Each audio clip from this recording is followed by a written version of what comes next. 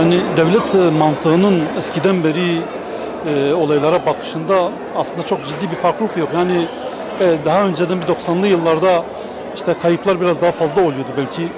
O anlamda işte biraz daha iktidali davranmaya çalışan bir devlet görüntüsü verilmeye çalışılıyor. Ancak bu sanki kameraların önündeki görüntü. Yani biraz kameraların olmadığı yerlerde nasıl bir şey yaşandığını bilmiyoruz. Böyle bir süreç var devlet açısından. PKK için ise yani şunu kabul etmek lazım. Bu örgüt klasik Marksist ideolojinin peşinde devam eden bir örgüt. Yani bunu hiçbir şekilde terk etmemiş ve bunlar da parti her şeyden daha önemlidir. Yani bireyler kendilerini partiye feda etmek durumundadırlar.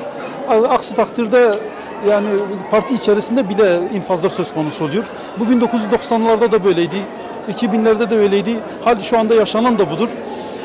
PKK bu noktada yani dediğiniz gibi işte Cizre'de veyahut da işte Sur'da eylemler bittikten sonra başka yerlerde başlaması halen dışarıda işte özellikle Rojava bölgesindeki kimi kazanımlarından dolayı baskı unsuru oluşturmayı düşünüyor. Bunun üzerinden devlete baskı unsuru oluşturmayı, uluslararası kamuoyunu harekete geçirmeyi düşünüyor.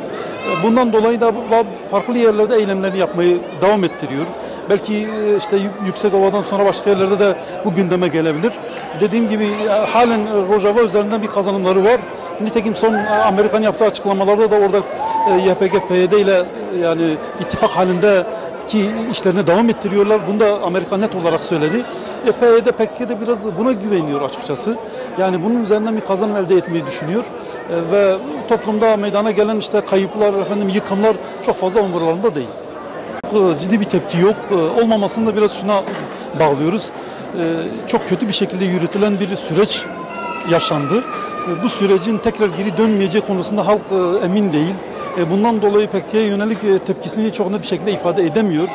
Yani kimi yerlerdeki lokal olan tepkiler de PKK açısından da çok fazla herhalde bir şey ifade etmiyor olmalı ki işte halk halen bizim yanımızda gibi bir kanaate sahipler. Bu yüzden yani olaya ben biraz bu şekilde bakıyorum. Halk şu anda şundan kaygılanıyor. Evet bir çatışma var ama yarın her an bunlar tekrar yan yana oturabilirler. Bu durumda tepki gösterenler PKK'nın insafına terk edilmiş olur. PKK bunları cezalandırır. Bundan dolayı ciddi bir tepki yok.